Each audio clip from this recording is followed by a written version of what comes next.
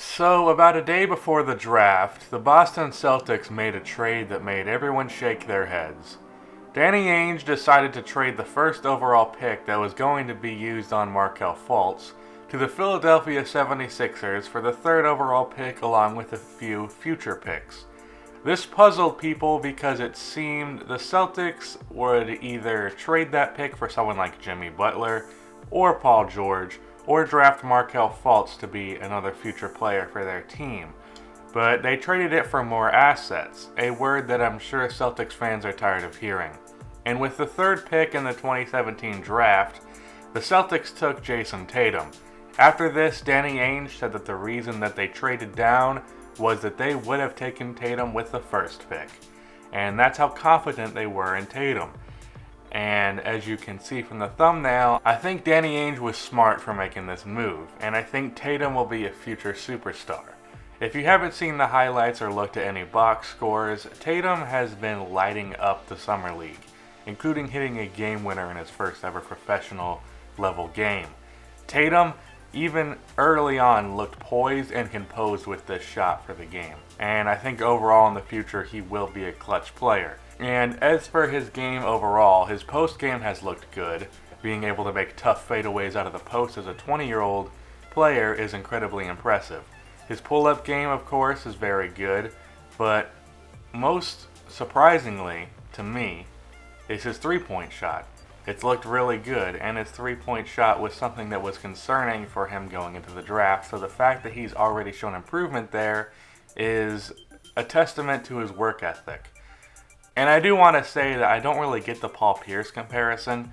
Pierce was a much less athletic player, and he relied on his three-point shot a lot more. Tatum is an above-average athlete, and he's mostly a mid-range and post scorer. The three ball will only really complement his game, keeping the defense honest.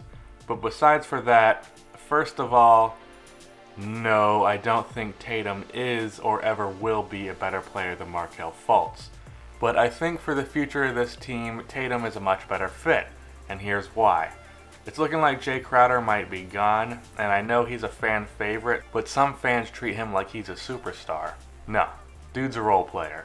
A very good one, but still, a role player. Losing him would not be the end of the world. So the reason I say this, I see Tatum as the future starting small forward of this team. That's also because it seems like Avery Bradley will be gone as well. So in about 3 years, I could see the Celtics starting Isaiah at the 1, Hayward at the 2, and Tatum at the 3. I think these guys would work really well because all three of these guys are capable off-ball players, but they're all very capable on-ball players as well, which is very uncommon. So they all could play off of each other very well. Of these three, in the next 3 years, I imagine Hayward would become the third option as his scoring really only goes within the flow of the offense, while Thomas and Tatum can really force the issue. Tatum, in 3 years, I imagine will be very capable of averaging well over 20 a game. Not that he would, considering he'd be sharing touches with other players. But Tatum could isolate a lot.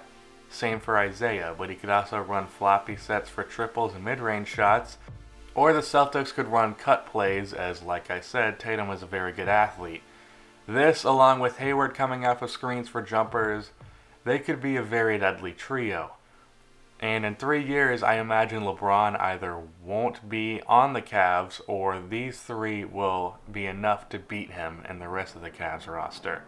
I really think Tatum is the second best player in this draft, despite what Mr. Potato Head says, and I'm looking forward to seeing what he can do for the Celtics. That's the end of this video. Please be sure to like and subscribe for more NBA content like this, and cue the outro music. I dare you play your cards, boy, you bet I'm a trendsetter too.